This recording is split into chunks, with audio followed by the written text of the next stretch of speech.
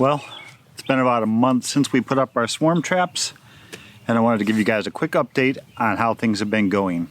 There's one behind me back here on that big cottonwood tree that you can see back there. To get straight to the point, we haven't caught any bees yet, but I do want to talk about my observations that I've made so far and what my plans are going forward. I guess we need to start with some feedback that I got from my last swarm trap video. There was a lot of really good comments and suggestions that people had regarding the swarm traps.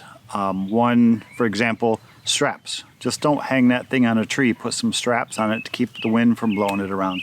I did add straps to both of them, the one here and the one that's up towards the house. Both of them are strapped down. It's been about 4 weeks since I put these up. After about 2 weeks, I did refresh the lemongrass oil in both hives, just to make sure that there was still some scent going on. Just used a Q-tip and a couple drops of lemongrass oil. So, what else have I learned about swarm traps? So this area here, this is our back pasture area of our property. It's about 3 acres of grass. We mow it once a month or so. We let it grow up and then we'll mow it back down. We don't really do a whole lot else with it other than we just let it do its own thing. Right now there's a whole lot of dandelion puffs everywhere. But a couple weeks ago, this whole thing was covered in a carpet of yellow. Dandelions everywhere. I don't know how many there were, a lot.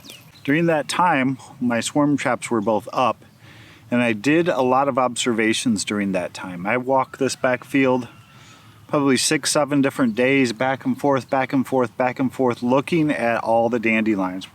Head was down, that's all I did was walk and look at dandelions. And I was looking for bees. Because another comment that came from my last swarm trap video was that if you're gonna put up swarm traps, make sure you put them in an area where there's actually bees. I haven't seen a single bee. Back here in our pasture, on our flowers, on our apple trees, our pear trees, the neighbors' trees, I haven't seen a bee anywhere. So that has me worried. I mean, if there's really no bees around here, I mean, there's obviously bees somewhere, but they're not here on our property. I haven't seen any. So these observations that I've noticed over the course of the last couple of weeks actually align with the observations we had the first year when we moved to our property. Rachel planted a garden. One of the first things we did, she planted a garden. And she had issues that first year with pollination on a lot of her crops. Her cucumbers were poorly pollinated. She was trying to manually pollinate things with her hand by rubbing things together because we'd never seen bees anywhere. It was like they just didn't exist here. Last year we had bees everywhere. I mean, you could walk this field of dandelions back here behind me when they're in bloom and they're all yellow, and there'd be thousands and thousands of bees everywhere. We lost our hives, so now we're back to that mode of where's the bees? There's none here. So what's the plan? What's the going forward? What's the future look like? Swarm traps are going to stay. I'm not giving up on swarm traps. That's not by any means what this video is about. Just wanted to update you on the status of my swarm traps and what I've observed since I put them up. 2 things I think I'm going to do with my swarm traps. One, I think I'm going to move them. I do want to build bigger swarm traps. I got a lot of good suggestions from people on the last video about the size of them and how they seem small.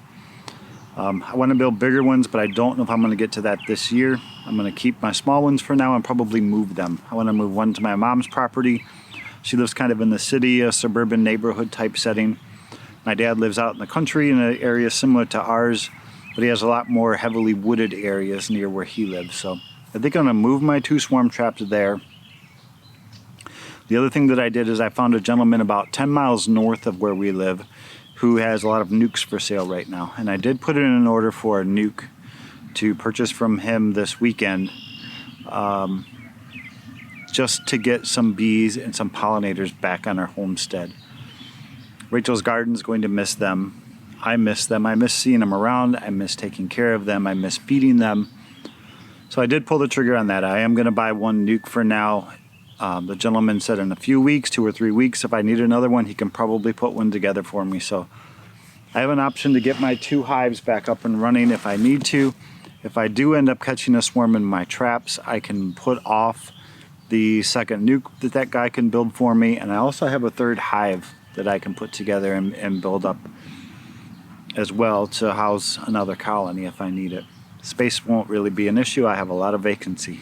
I also did move my hives this year. Last year I had them back in the middle of an open field pasture area. I've moved them up a little closer to the house, make it be a little bit easier for me to care for them. I won't have to haul my equipment as far when I need to go work on them. I still don't have them set up exactly how I want them. They're basically just sitting on some pallets right now. I want to build a formal frame for them back here along this wood line. So that's kind of a recap for you of where things have been over the course of the last month since I put up my swarm traps, what my plan is going forward, the observations that I've had here on our property, and I will keep updating you guys along the journey as we go.